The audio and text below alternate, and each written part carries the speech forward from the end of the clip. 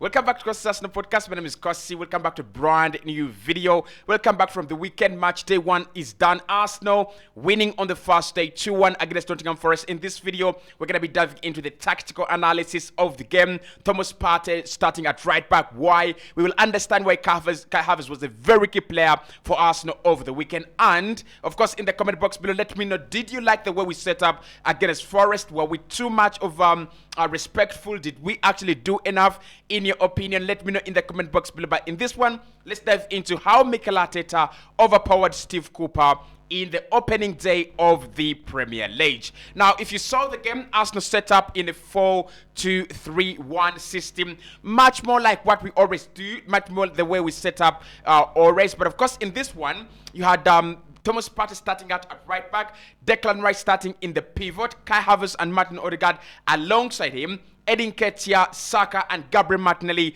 up top. The one, I think the biggest key highlight in this game was Thomas Partey in this position. This is where Thomas Partey played against Nottingham Forest when we went to the Forest Park and we lost that game last campaign. And many people actually didn't like Thomas Partey playing in this position. But then when he also played Wolverhampton Wanderers at the Emirates Stadium, Thomas Partey started out in this position with Jorginho and Xhaka starting in midfield, and it actually worked out very, very well. In this game, I think we actually did a very good job. Nottingham Forest had come to stop Arsenal. They had come to make sure that they block all our passing lanes. They had come to make sure that Arsenal don't actually get a good game. And in some way, they achieved that. In some way, Arsenal got the better of them, and we won the game. So Steve Cooper, as you all have seen, set up in a back five. So he played this kind of wall of 5 players. You will have seen it. 5 players at the back. And literally that meant that our wide players were covered and they had extra 3 players to make sure that Arsenal don't even use the central spaces as well. He played a double midfield pivot of Mangala and Yates, and that actually gave us a kind of a problem. That's why Martin Odegaard, in my opinion, was a little bit out of the game. They closed all the spaces and they made sure that that midfield was very compact and very, very suffocated. Up top, they played 3 with the likes of Brennan Johnson, Morgan Gibbs-White, and Danilo as well. And that actually also gave them a very good shape in defense, but also in terms of pressing Arsenal as well. So this shape, you might look at it as one of those primitive, pragmatic shapes, but it is very hard to beat, especially if a team is very disciplined, especially if a team is actually going to be consistent throughout the 90 minutes. One thing I liked about Nottingham Forest, before we get into how Arsenal actually overpowered them, they were very disciplined and they maintained their shape to the end of the game. That is why Arsenal didn't score as many goals as you guys and me actually had expected. They didn't give us those free passing channels, free passing lanes. They actually blocked each and everything. And they told Arsenal, if you're going to beat us, you've got to play through us. And I tell you what, over the weekend, I don't think Arsenal really played through Forest. We were stopped on a couple of occasions, and they were really, really good. But the genius of Mikel Arteta in this game was his anticipation. He knew that Forest were going to come to stop us. He knew that Steve Cooper was not going to come and open his team in the second season of the Premier League, especially on match day 1. So what Mikel Arteta did was playing almost 4 midfielders, but starting one of them at right back, and that was Thomas Partey right here. So Thomas Partey started here, but he ended his game in these positions, and we're going to see how actually Arsenal did that. So in attack, in possession, which was up to 79% ball possession, we were always in possession. Gabriel Martinelli pushed a little bit forward, of course, just like he always does, into this area. Saka was also forward and wide, just like he always does as well. And Edin Ketia was, momentarily dropping into these deep areas, but also playing further forward. So that is how the back three was actually occupying us. They made sure that the back five. They made sure that no Arsenal player was not man-marked in the final third. Kai Havertz and Martin Odegaard then pushed forward in these areas. That is how you saw it. Odegaard on the right-hand side in that space between Nketiah and Saka, and then Havertz on that left-hand side in that space between Nketiah and Gabriel Martinelli. So that meant that Declan Rice then stayed as the only pivot in this game, and that actually allowed him to play on the left-hand side between. This was Danilo and this was Brennan Johnson. So he played in here between Danilo and Brennan Johnson, and then Thomas Partey played in between Brennan Johnson and Morgan Gibbs-White. And that's where you saw that a lot of the time he was actually pushing out as the right back, and he actually got a couple of problems with Morgan Gibbs-White, who has a lot of pace, a lot of skill, and he was actually overpowering him and bombarding a little bit further forward. But this is where Thomas Partey played most of the time on the right hand side, but also coming to form that double pivot with Declan Rice. The other thing we saw was the back three, of course, shifting Jalen Timber, William Saliba at the heart of the centre back, and Ben White as the third centre back. So because Gabriel was dropped, Arsenal, sorry about that. Because we dropped Gabriel, Arsenal had the Ben White and Saliba had to change roles.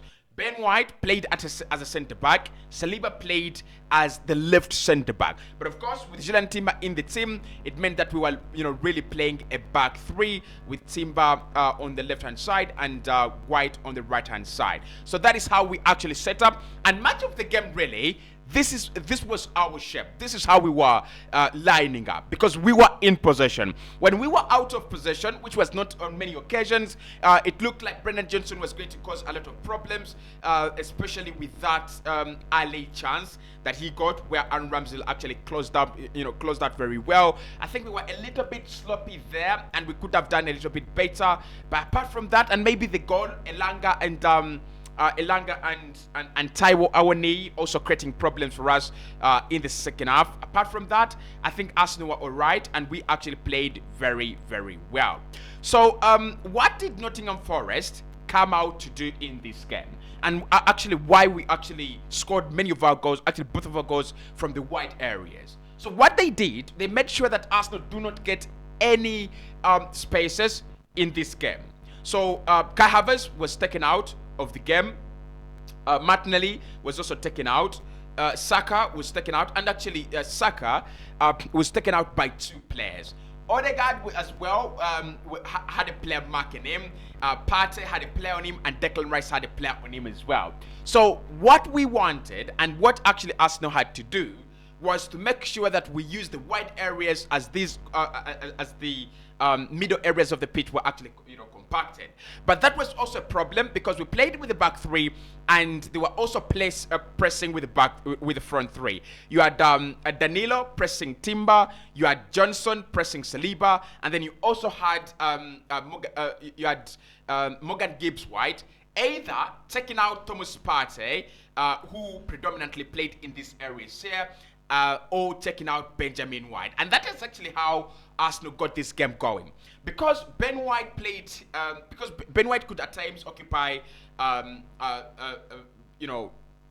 Morgan Gibbs-White, Thomas Partey was kind of a free man. Of course, not a very free man. I want to tell you this.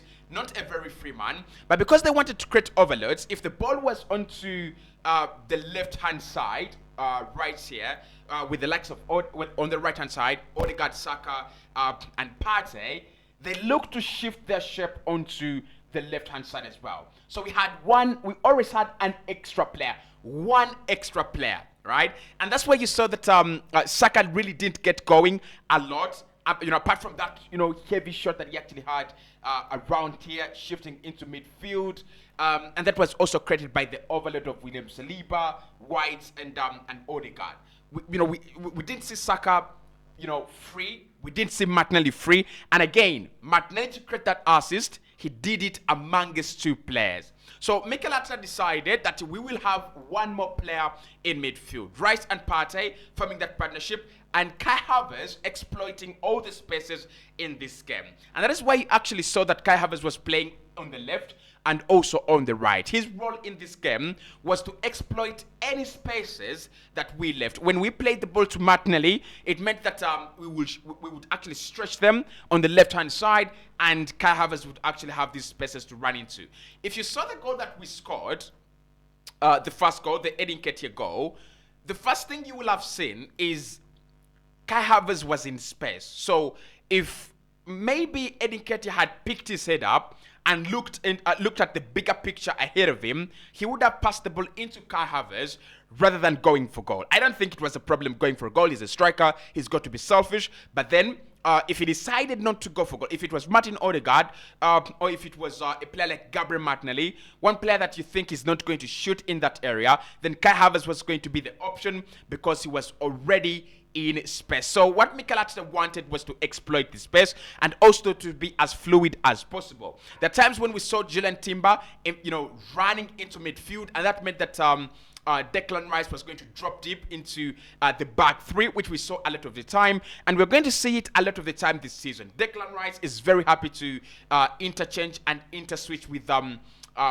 Julian Timber, dropping into the back three and making sure that Timber has that time to go forward. And when Timber drops back, Declan Rice can go further forward as well. The other thing we saw in this game, and why Mikel Arteta, again, another genius tactic from Mikel Arteta for me, was the role of Declan Rice. Now, he's got a big engine, and you've got to use it. Thomas Partey becoming that single pivot, and at times Julian Timber coming to form a double pivot with Partey. It meant that now we had they needed two players to stop this double pivot, to stop the ball from coming into this double pivot, and it meant that one more player was going to be free, right? And that player was Declan Rice. That's why you saw Declan Rice roaming around these areas a little bit more freer, getting into these spaces, getting a shot away, and also arriving in the penalty area and getting a shot away as well. So what Mikel actually in the end decided was they want to keep us quiet, they want to suffocate all the passing lanes, and they want to make sure that they create the overloads. How about we create one more player who is free on the pitch and cause problems with them? And that's what we did, and we eventually won the game. I loved it. I thought Trossard should have started the game. It has been very good throughout preseason, but eventually it paid off. Let's see how Mikel Arteta will set up against Crystal Palace. I'll see you right in the next one.